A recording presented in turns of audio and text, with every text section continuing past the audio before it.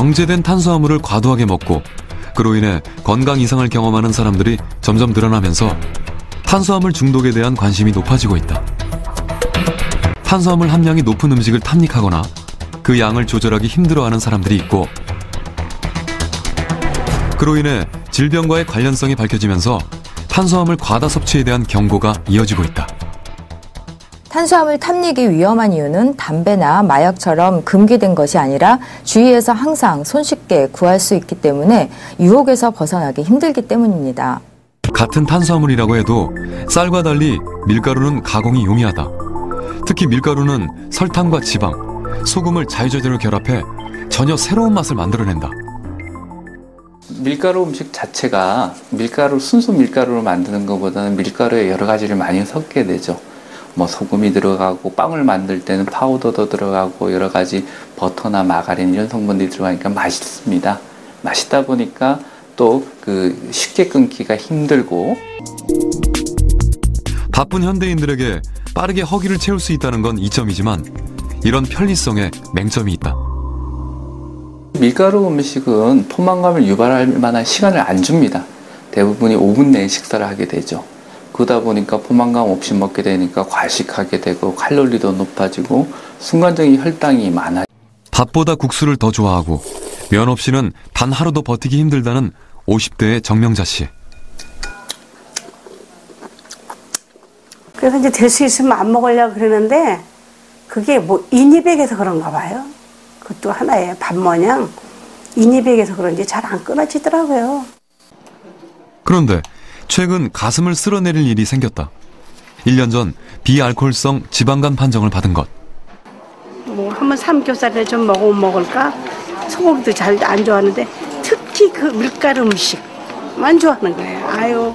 환자분은 술을 드시지 않는데도 간에 지방이 모이는 비알코올성 지방간 환자입니다.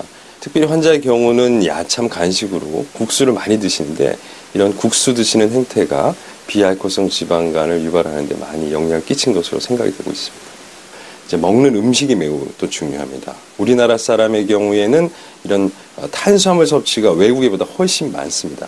흰쌀밥, 밀가루, 그리고 요즘 간식이 많아지면서 이런 정제된 탄수화물의 경우에 너무 지나치게 섭취하시게 되면 이런 비알코올성 지방간을 유발하기 때문에 주의를 해야 될 것 같습니다. 그렇다면 밀가루 음식이 아토피 피부염에 어떤 영향을 주는 걸까? 모든 아토피 환자들한테 음식이 굉장히 민감하게 영향을 미친다라고 말할 수는 없는데요. 밀가루 음식이라고 하면 대부분은 면이나 빵이에요. 근데 그 쫀득한 식감이라든가 찰진 거 그런 것들을 이제 증진하기 위해서 식감 증진제라든가 여러 가지 첨가물들을 또 넣기도 하거든요.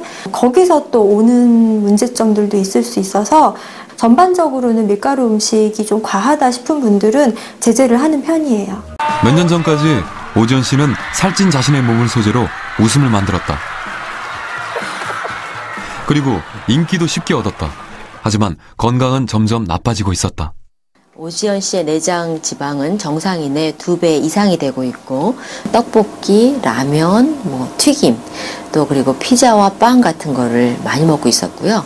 과자나 간식류를 많이 먹고 있었습니다. 그래서 탄수화물 과다. 48kg을 감량해 80kg대 몸무게에 도달한 뒤에도 오지연 씨가 꾸준히 지키는 원칙은 하나다. 밀가루 끊고 나서 몸이 너무 건강해졌어요. 몸이 이제 가볍고 밀가루, 설탕, 소금 그중에서도 밀가루가 제가 볼 때는 거의 최강인 것 같습니다. 밀가루를 못 끊으면 다이어트하기 힘들어요. 밀가루 음식은 자극적이고 고칼로리인 경우가 많아 우리 몸에 무리를 주기 쉽다. 현대인에게 화두가 된 웰빙은 건강한 삶을 뜻한다. 건강한 삶은 속도전보다는 느림에 가깝다.